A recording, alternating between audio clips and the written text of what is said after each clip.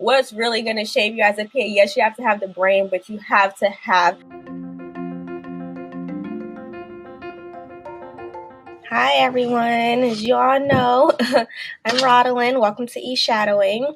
So tonight I'll be doing the session.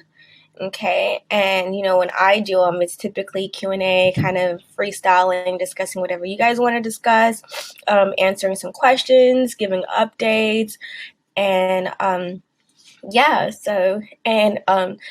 actually wanted tonight to be a little more about, I want to get your feedback on like how your CASPA journey is going thus far, because I think actually CASPA opened April 29th, right? But this is the first time that I get to meet with you all by by myself. So I want to kind of hear about your feedback, how it's going, and answer questions that you may have. I don't know too much about CASPA. I haven't had time to review CASPA since eShadowing started, so I'll try my best. If I don't know the answer, I can steer you to, some other people that may know the answer. So, I wanted to know more about your CASPA journey, like any issues you guys are having with CASPA or help you may need, because I've been receiving a lot of messages about that. And then to talk about more about the ER, of course, since that's where I work, answer questions that you guys may have specifically related to the ER. I don't really have a case study prepared. I slept. I'm sorry, y'all. I fell asleep. I just been sleeping. When I do my runs where I just work, I just forget everything else. I'm so sorry. Okay. Alrighty. First, I'll start with any questions you guys have about CASPA, the application process. It's still very, very early in the application process with CASPA, okay? Don't feel stressed or pressured to submit your application now, because you do not have to. Okay, this is still early. Get all your things together, dot your I's, cross your T's, and it's okay to submit starting in June, July, okay? Yes, you want to submit it early, but if you don't get to, I wouldn't even advise you to turn in your application in May, because you really, really, really want to make sure everything's, great, especially if you have, things outstanding like the GRE, classes to finish. If you think you're going to finish your classes by summer A, which is what ends in July or something, then it's okay to wait. When I say submit early, I mean June, July. Don't try to go into August. I think I submitted mine August 31st. Definitely don't go into September. Do not submit your application in September. I don't advise it. If you want to, you can, but I don't advise it. As I said the best months are the summer. Don't try to go into the fall unless your school has a later deadline or start date.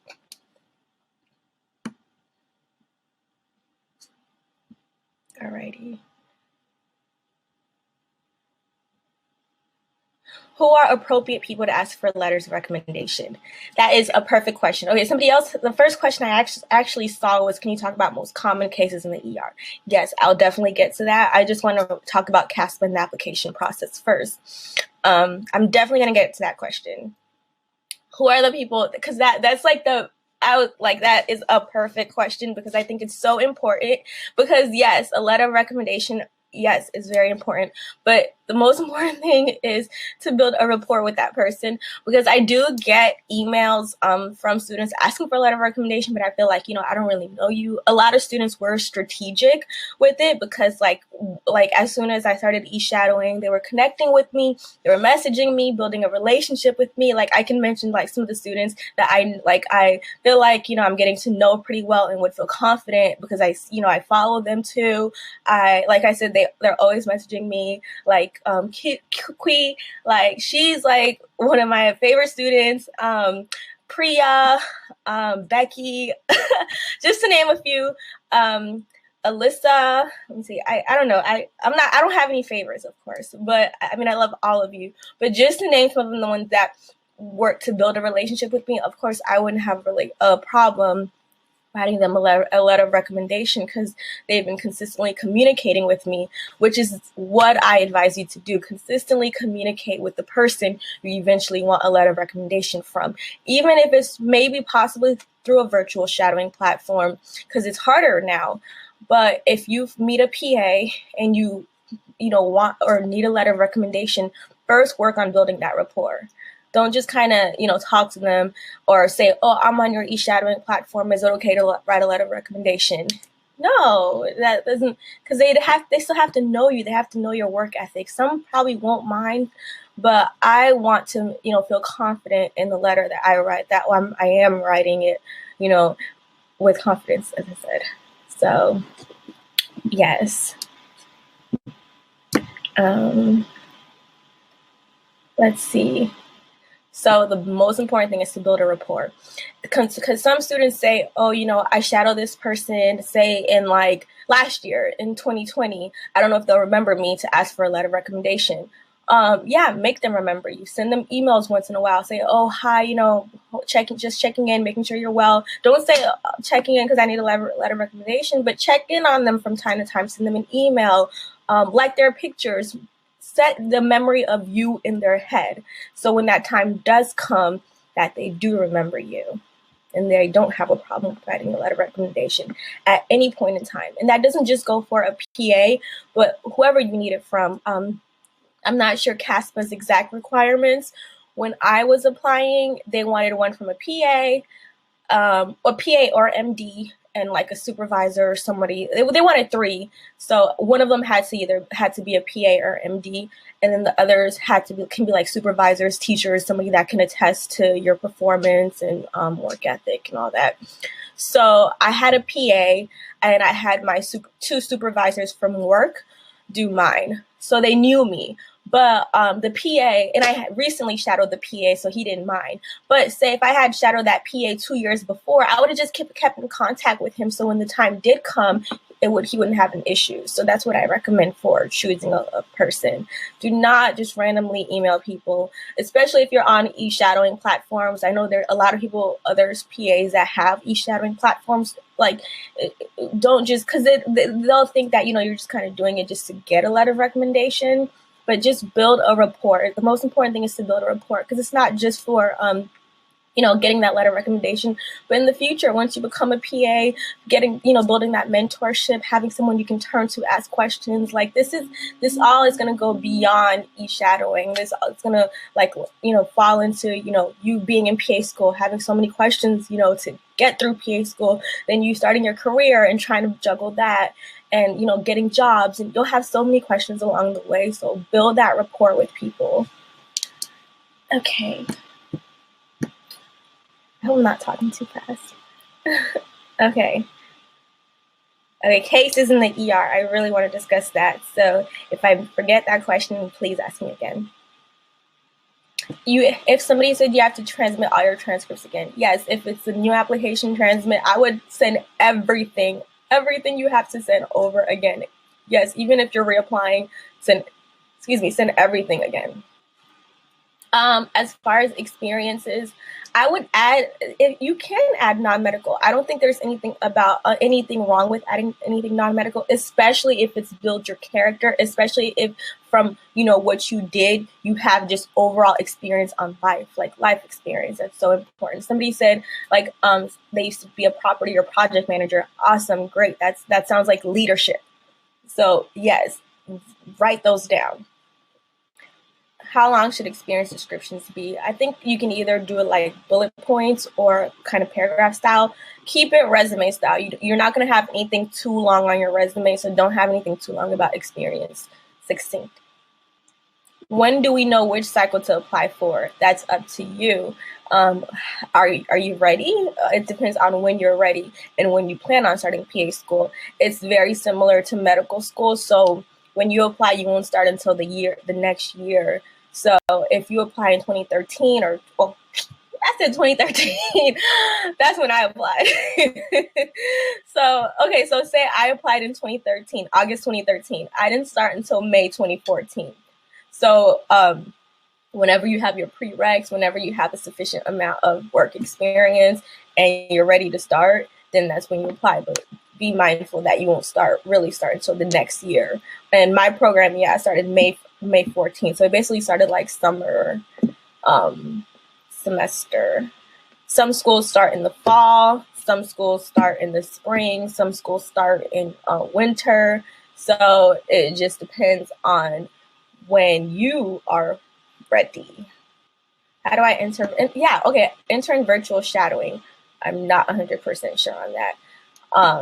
But there's no like going to be a specific city. I would just put the website for virtual shadowing and put a description, and then you can put my contact information or eShadowing.com.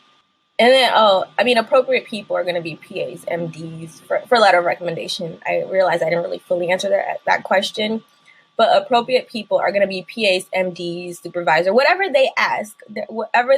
Just stick to that, but just make sure it's something that you've built a strong connection with, that can really strongly talk about you, and you won't write something generic, because I don't write nothing generic.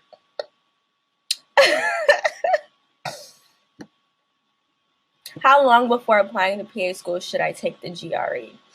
I would knock it out. If you are, a traditional student, like applying to PA school your senior year, then I would take the GRE. Or, if you want to get into PA school right after school, then I think you would apply your junior year. But if you're going to apply to PA school your senior year, like say right now is your senior year and you just graduated, then you wouldn't start PA school until 2022. So, is it 2022? Yeah, because you would submit your application this year. So you apply this year, and then you submit your application, whatever, say June, you do your interviews throughout 2021, start 2022. But you would take your GRE. I would take it before submitting my application. I would try to get as many things completed before submitting the application. The only thing I didn't have completed when I submitted mine was classes. I only had one class left. I think I was taking like Bio 1 or something, but I only had one class left. Everything else I did. I would especially things that like your stats wise, that'll shape your application. Have all those done. Okay, and if you're retaking a class, have that done too, so they can see that, she did, she did really well in this class after retaking it. So there's not a specific time to take the GRE. If you're not good at test taking, take your time to take the GRE, take your time studying, but just knock it out. Just knock it out before you submit your application. So if I say to submit your application by June, July, take the GRE by like May, by around this time, or even, springtime, March, April, or if, or whenever you're not busy. A lot of you graduated now, are done with school, and probably don't have anything else to do. Take the GRE if you haven't already, or like spring break. So if you have a busy schedule, try to take it when, you're kind of free, have more free time. Did you do any emergency medicine fellowship? I did not. They asked me, I was gonna take a job in California and do one, but listen, I go where the money resides. They weren't paying enough, especially for California. Okay. How do you deal with stress from the ER, from being an ERPA? Do you see my bags? Okay. I'm going to discuss that too. Oh, there's a lot of questions because I'm just now seeing some feedback from people I mentioned. I love you guys too. I promise I do not have favoritism, but shout out to Clee. She's just awesome. Does the patient transporter COVID screener count for patient care experience? COVID screener definitely to me does sound like it, but I would ask the school. I would confirm with the school if they would consider that as patient care experience.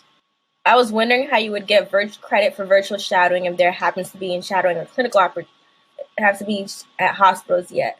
You get virtual shadowing credit by doing this, what you're doing now, except watching this, and except you take a quiz after and have to score a 4 out of 5 on the quiz to get credit. and then you request, when the time comes, you request your certificate. I'm not sure. I also get this email to me a lot about in-person shadowing, especially at my hospital. I know my hospital is still not doing it. I'm not sure about other hospitals. I recommend you guys contact other hospitals. It may be a while. It may probably not be until 2022 until hospitals actually open up to students. I know some, I think, some hospitals in Orlando, Florida or Orlando are, because we did have a guest that was gracious enough to allow some of these students to shadow him. So it really depends on your location. You know, Florida gonna be Florida. I'm just kidding, y'all. I'm from Florida. Okay. Do you suggest us manually adding our grids or using the automated program? Whatever floats your boat. Whatever. I don't really have an opinion on that. Can they be a dentist? I would use that if you worked with a dentist, sure, but I wouldn't replace that with like for a doctor or PA. I would still, you can have a dentist, but I would still get a MD or PA. Somebody asked where I got my patient care experience. If you don't know my PA story, I actually had patient care experience before I even applied to PA school, just unknowingly. I was a nurse. I was going to say a nurse practitioner. I was a licensed practical nurse in college or in high school. I got my LPN in high school, and I just worked throughout college. And then when I found out about the PA profession, while working, actually, I met PAs. That's when I decided to be a PA, and that's when I realized I had, a lot of the prereqs for it, including patient care experience. Somebody has a question about selecting courses from your transcripts. I don't know how to answer that. If somebody could please help him. A great person to follow on Instagram, I'm sure you guys are already following her, is Savannah.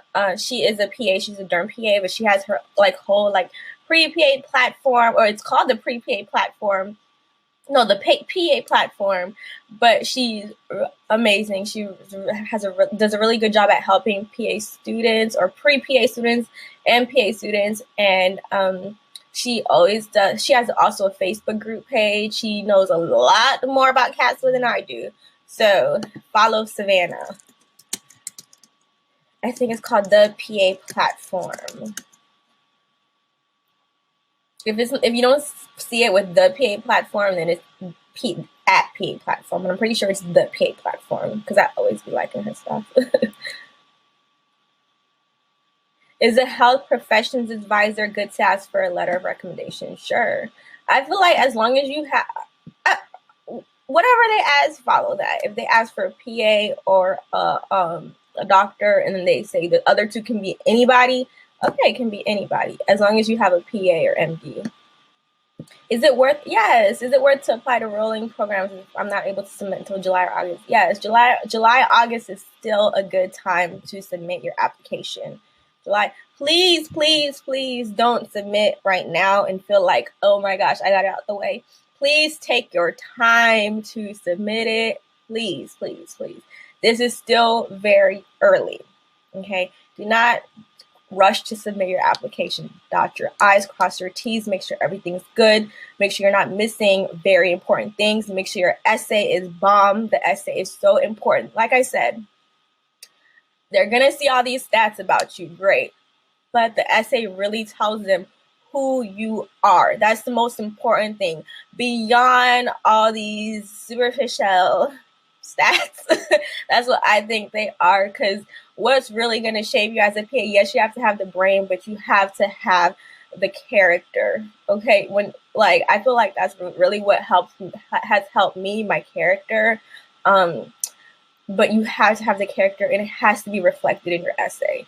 That's what's really I feel like is so. If I was an admissions director, yeah, I would stick with grades, but I would love to read all the essays, love to read about people's life stories, read about who they are, and that would let me know the type of PA that they're going to be. So work on your essay. Work on making your essay great. Make sure it's a reflection of who you are. Make sure that after reading it, they're going to just be excited and want to meet you. Okay, could you please tell us how we put information that Casper requires so we shadowed you? I'm not sure how to answer that question. If you can rewrite it. I have a lot of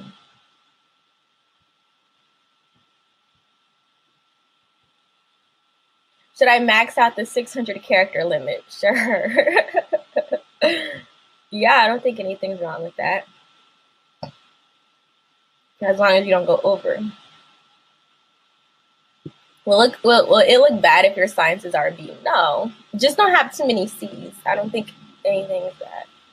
Did you manually enter your grade into Casper or did you use your service?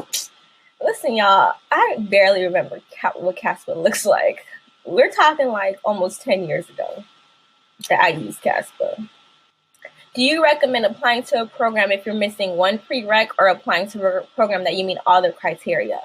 So when you say missing one prereq, are you going to have that prereq by the time, by the time you're done? Is it just a grade that you're short and you're going to be able to submit that grade in? Because you can submit your application with grades out. With like classes outstanding, as long as you email your transcript in once you finish that class. So if you have missing a prereq for that program, but you're going to be able to fulfill it in due time, then yeah, there's nothing wrong with that. And like I said, you can still submit your application if you have classes outstanding. And you can actually still even get into the program. Did I get into it? Yeah, I did. I got into PA school. I got accepted in October. And I finished that class because it was a fall semester class. So yeah, you can still get into PA school with a course outstanding. I was still taking biology and I got into PA school. I mean, they knew I was going to pass it. If you are a non-traditional student, should you only look to complete the prereqs or should you go above and beyond to take more? I don't think, going above and beyond or taking more classes is determined by non-traditional versus traditional. I think that's more so determined by your grades, your GPA. So if you have a strong GPA, you're a non-traditional student, why do all this extra stuff? You already got extra stuff to deal with. I'm sure you got kids. I'm sure you got a family. I'm sure you got like all these responsibilities that a traditional student may not have. So if your grades are solid, I don't really see why. So it's really just based on grades. If you're a traditional student, your grades are not as that great. Yeah, do more prereqs or do extra stuff. And the same goes for non-traditional students. Adding a professional headshot to your resume.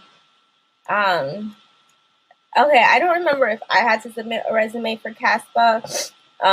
If you want to, sure, add a headshot. Especially if the school asks for it. If they don't, then I don't think anything's wrong with that.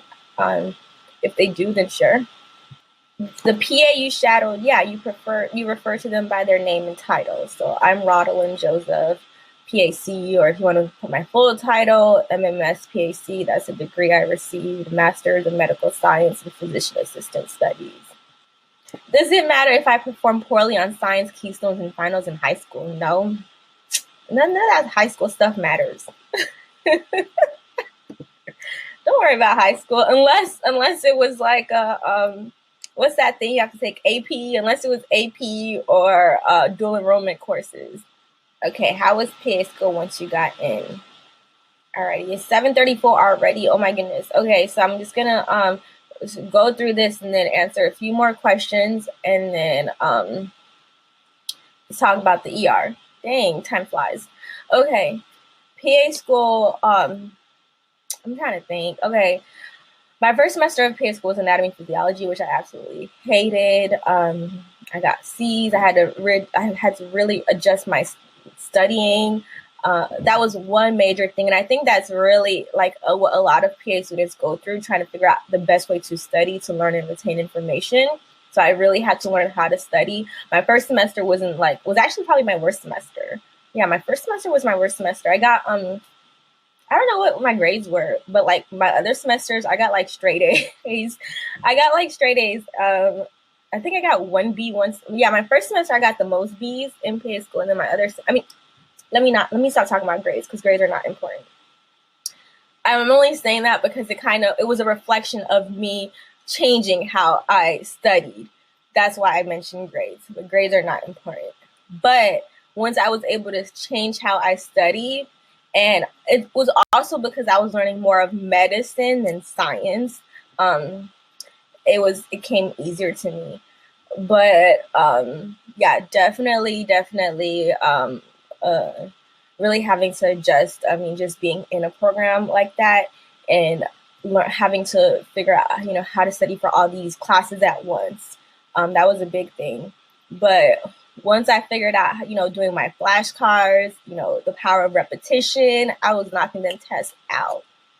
I only ever failed one test. I failed a pharmacology exam. It was our first semester back, our didactic year back from winter break. It was like January 2015.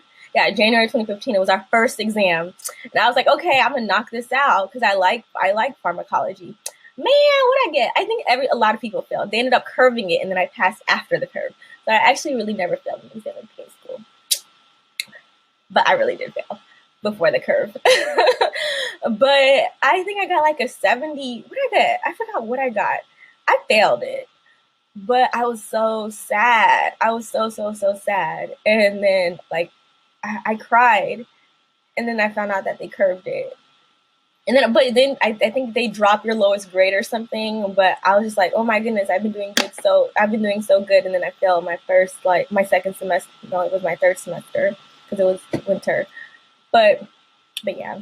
Anyway, most important thing I can say about adjusting to PA school is adjusting your studying, figuring out what works for you, and it will be reflected when you realize that, you're doing good. It'll be reflected in your grades. I mean, you're never going to get the best grades. You're never going to be, perfect. But you'll realize that, okay, I'm learning this. Okay, so, I'm doing well. Yeah, it's just, I mean, if you had a social life and, you lose your social life. I never really cared to hang out. I'm a homebody. So no longer having a social life didn't really matter to me. Or I didn't really ever have one to begin with. So if that's something you were big on, then forget about it. I mean, you can still do it, but that's another adjustment. If you're away from home, that's another adjustment. I think to me it wasn't so bad because it felt kind of it wasn't as bad, but I think for non-traditional students, it's going to be the biggest adjustment because you have family and other responsibilities, like I said, as compared to traditional. I was a traditional student. Okay. I am going to kind of scroll up and run through. Can you explain the grading system in PA school? It's grades. It's A, B, C, D, E, F, G. It's ABC. You have to it's 75 or higher for my program, at least. It's not pass fail like some medical schools, but I think it should be. Do you recommend to figure out good study habits with the help of PA students? Sure, but you'll learn. You will be growing and learning what works for you. I promise. It's a lot of trial and error. You can ask PA students what works for them and implement those, or try to implement those. But I'm telling you, you'll learn from seeing what your classmates do, of course, from seeing what other past students have done, getting advice. But then what works for you, you'll eventually figure that out. Do you think it would be a good idea to add volunteering hours and activities we did in high school? If, like I said, if that has shaped you, like if it was a big leadership thing, like if you won some big science competition or something, maybe sure.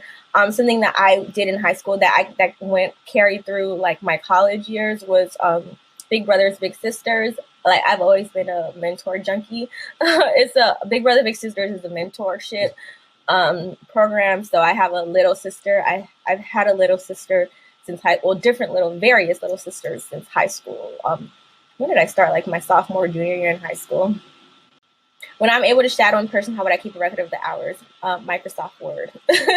That's what I did. I'm sure there's like Google Excel and all that now, or just a notepad of your hours. Actually, that's what I did. I had a notepad. Just write them down.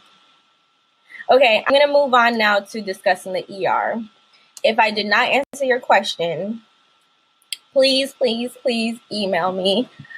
I'm probably not going to respond to your email until Wednesday, or maybe later tonight, depending how the night goes. I do have to work tonight, but if I don't respond, please, maybe Wednesday or Thursday, I'll get to it. But if I don't, and if I didn't get to your question now, I'll put my email or my Instagram. Before I also get into essays, I've posted this multiple times on my Instagram. I never really had a chance to discuss this on eShadowing because we've had guests the past few weeks, and I kind of forget. But I'm not right now at the moment accepting new essay reviews, personal statement reviews. I have a ton left to review. I'm so sorry if I still haven't gotten to yours. I promise you, if you submitted essays, I did all of March. If you submitted in the past, like February, January, whatever, March, and I got back to you, I know for sure I got back to everybody from then. But if you resubmitted it for me to take a look at again, I got back to most people, but I know some I haven't. I'm saving those for later on because I really want to get to the people that I haven't even looked at yet. But if you resubmitted and I told you to do what, gave you the advice and you followed it for the most part, I'll look at it. But I think, I trust that you did good. But please be advised. It's very, very, it's a lot. I'm very thorough with my review.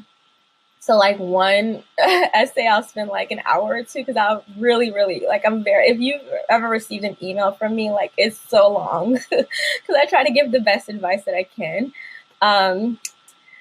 So I just can't accept any at the moment. Maybe after July when I'm back home and trying to get back to my daily routine, but it's just a lot. So I can't. I really wish that I could, but it was easier back in January when I first started. I had more energy, but now it's just I would not be able to do it. I do reserve the end of the month. I take some days off to get all things done in my life. So like I said, it's approaching the end of May. So I'm going to have a week off from work, and that's when I'll get to all essays submitted in April. Please, I am not really accepting anything from May. Please do not send me your essay. I'm going to review it, but I probably won't get to it until June, July, just because of my schedule. It's not anything. So please don't send me anything. Please don't send me anything. I cannot at the moment. And of course, if you need advice, I'm always here. But as far as essay reviews, I can't. That's all I had to say, I think. I'm trying to think of any more housekeeping. Okay.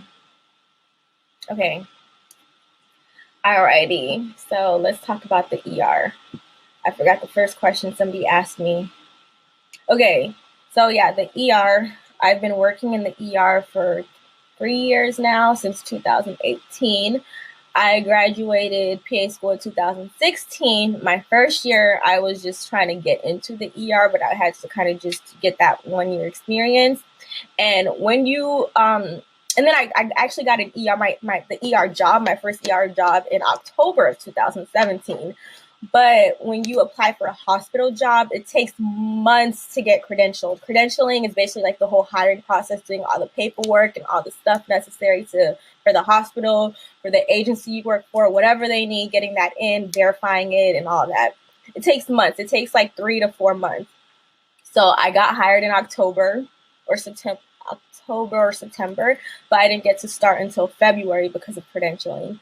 So that's why I've been in the ER for about 3 years now, almost 3.5 years.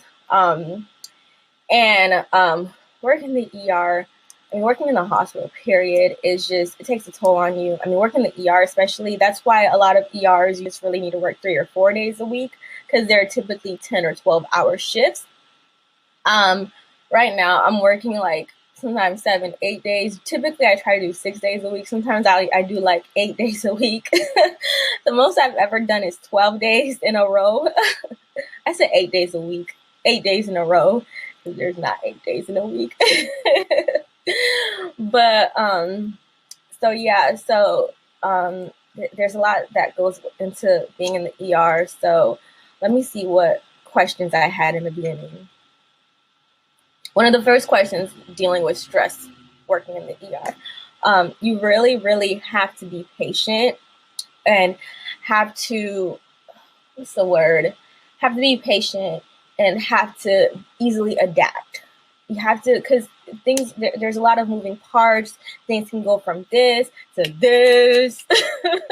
So 1 minute it can be chill, 1 minute things go crazy, 1 minute your patient can be stable, the next minute they be unstable. You really have to know how to adapt. You really have to be patient. You really have to have that character, have to have great character, have to have compassion, have to have good people skills, have to,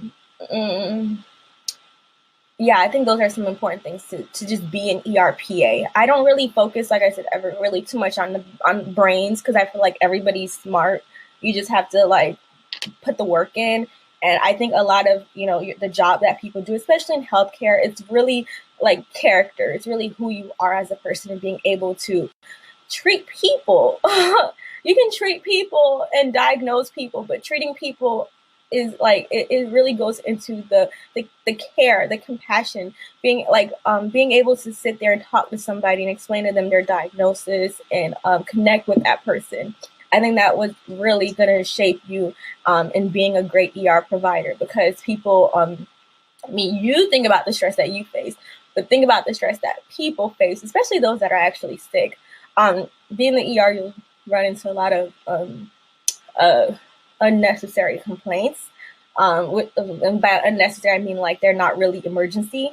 A lot of them are like kind of primary care. A lot of them can, they've been going through them for months, and like they just kind of come to the ER for pain medicine. A lot of them are just kind of a lot of people just take advantage of the ER. So that will get to you, like dealing with some of the, unnecessariness of the ER.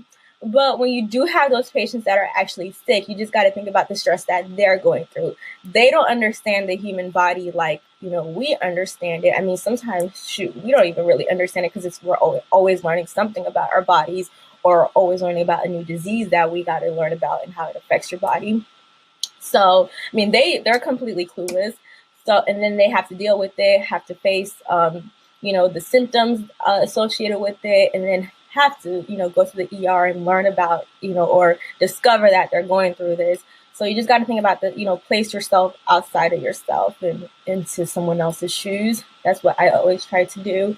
And, yeah, those are just some things that, some traits that you have to be a great ER provider. It's really about personality to me. Everybody has the brains to do whatever they want to do, but it's really what kind of personality do you have. And then as far as dealing with stress, I don't know what dealing with stress means, because I just sleep everything off. Me, as long as I get my sleep, I'm good. I can, get up, smile, do what I got to do. That's my stress reliever right now. But typically it would be, I always worked out. I always, kept a healthy lifestyle, but now I don't. Now all I do is work and sleep. But so sleep is my stress reliever. So I don't advise it. But do what you love to do. If you love to travel when you can. You really get the time to working in the ER. Like I said, you work 3 to 4 days a week. And you, for the most part, you make your own schedule. And usually if you have a good supervisor, they'll oblige and, give you the schedule that you want for the most part. Or you can like switch your schedule around with your coworkers. They work this day, you work that day. So yeah. And let me see. I've talked so much about the ER. Oh, somebody asked about cases, most common cases. I've talked so much about the ER. So it's just like, I don't really know what else to talk about, because I've talked about, if you look at my past eShadowing stuff, I've talked about like the ER from when the patient from when the patient enters to when they're discharged. of different levels of care, what to expect. Always say stable versus unstable.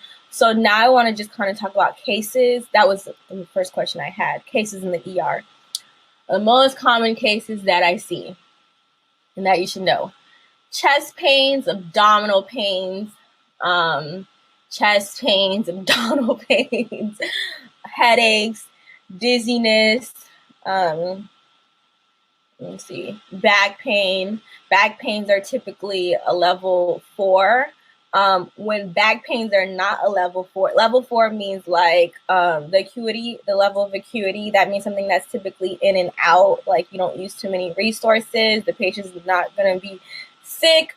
When a back pain is a level 3, or when you suspect it could be a level 3, is when the patient's vitals are not as stable, like when they have like a really high blood pressure associated with the back pain, if they're really old, if they don't have history of back problems. Back pains that are alarming, be mindful that a back pain can be an aneurysm. Somebody could have a AAA, which is an abdominal aneurysm.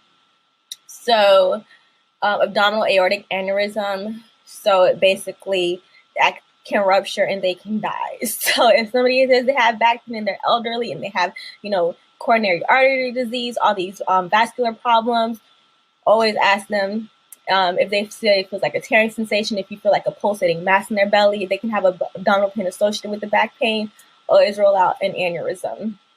That's bad stuff. Or they can have back pain and it can be a dissecting aneurysm. Bad stuff too. So rule out some vascular stuff with back pains. Back pains also rule out infections, rule out compression, cord compression, which is cauda equina. That's bad stuff because they can lose their bowel and bladder function. Let's see. And then they can have a epidural abscess with back pain. So always ask about drug use. Epidural abscess. There's actually a patient in the ER right now. He has multiple abscesses. He's a drug user. He frequents the ER because he's a drug user. And he has multiple abscesses like everywhere, and he refuses to get proper treatment. He kind of comes to the ER to sleep.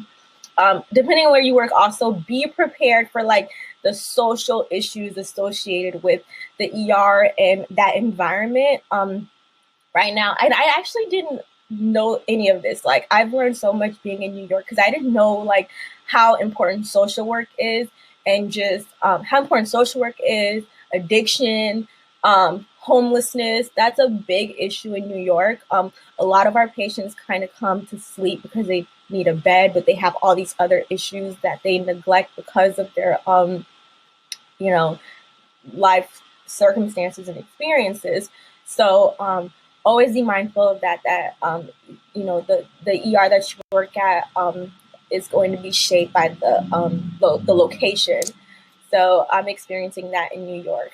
But anyway, yeah, the patient has a lot of abscesses like everywhere. And epidural abscess is bad. That's an infection in your back. And his, I don't even think has been fully treated because he kind of always refusing care, psychosocial. So, so back pains, pelvic pains, especially in females, falls, especially in the elderly, injuries, lacerations, traumas. Let's see. Those are common. Really, a lot of comments on chest pain, abdominal pain, back pain, shortness of breath, especially now with COVID. Let's see. Those are some of the common ones I see. The ER I used to work at, I would see a lot of kidney stones. The ER in Atlanta, I would see kidney stones all day, every day. But this ER, I haven't seen a lot of kidney stones. This ER is a lot of social issues. A lot of social issues. Chest pains are so important. One question you all are going to be asked in or learn in PA school and ask once you start rotation are 5 causes of chest pain, emergency causes of chest pain that you must always rule out.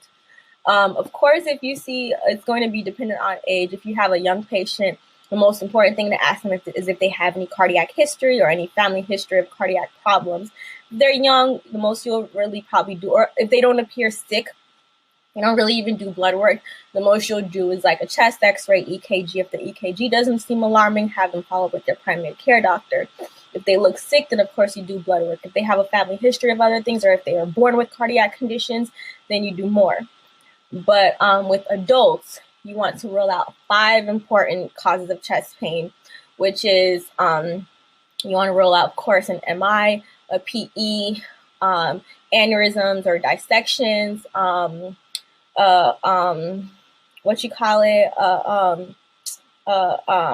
pneumothorax or tension pneumothorax, and anything that causes, the 5th cause of chest pain. I said there's vascular, MIPE, aneurysm or dissection, pneumothorax, and what's the 5th one? There's a 5th one, but I forgot. But I mean, I'm sure I know, but I'm going brain dead. Or it's probably just trauma, like anything related to trauma. Pericarditis, myocarditis, pericarditis, or actually tamponade. Let's say tamponade. I had a patient with a large pericardial effusion, and she had to be transferred. But it was so big, it was huge. So hers could have progressed to tamponade. That's fluid around the heart. So if you have all this fluid around the heart, it's not going to beat as it should. You can go into shock, bad stuff. Yeah, somebody said kidney stones are more common in the South. It's gotta be, because in Atlanta, Georgia, like, people used to come in with kidney stones left and right. But in New York, I like barely see them. I probably think I've only had like 2 patients with kidney stones. But in the South, like, kidney stones are so common. And that's another thing. Like, common cases are also going to depend on where you work, that region, geographical area. Okay, so I answered common cases in the ER.